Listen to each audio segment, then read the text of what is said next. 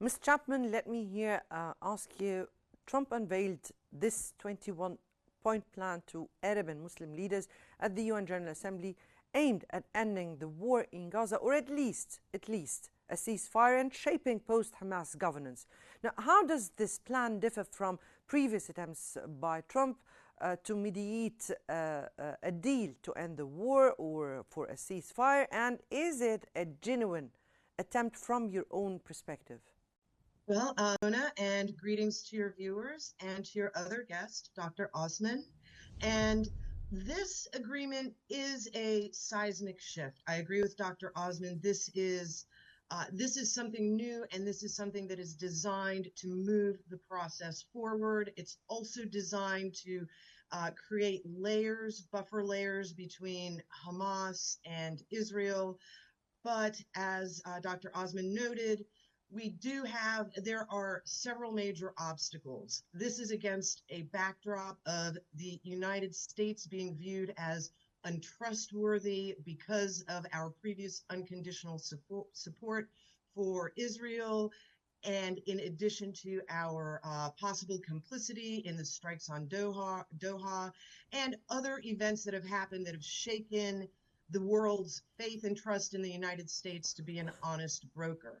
And at the same time, as Dr. Osman pointed out, Netanyahu has confessed that he has never intended to allow a two-state solution, and he is opposed. So this is finally out in the open, and having these factors admitted honestly will allow us to move forward. And yes, I do agree with Dr. Osman. There are obstacles that should be worked out with negotiation. A great example is, will the ceasefire begin first, or will the hostages be returned?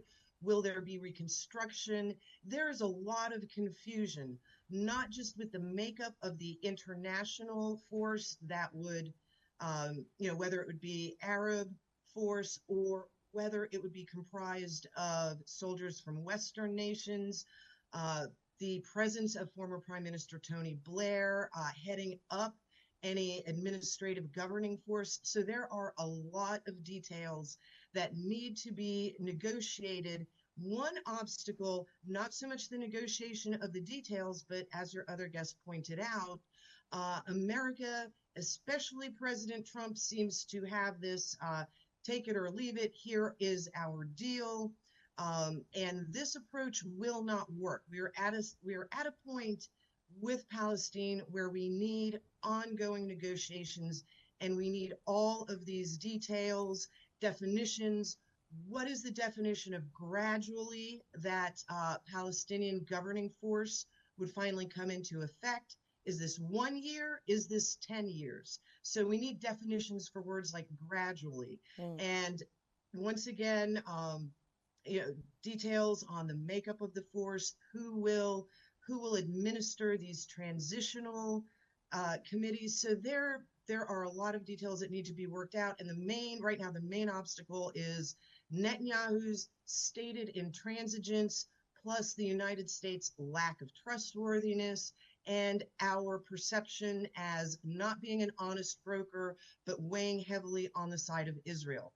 There is too much pressure on Trump domestically for him to tip the scales, put his thumb on the side of Israel, because there's so much resistance on the part of Americans who want to see this resolved and who want the genocide to end. So Trump is not just going to be negotiating with the international community, negotiating with Israel. He's also going to be negotiating with the public here at home, who are essentially fed up with the situation in Gaza. We see our humanitarian foundation is becoming complicit in war crimes. So this is unacceptable to the international community. The meeting tomorrow with Netanyahu will reveal a lot. The world will be waiting to see what Trump says when he comes out of that meeting.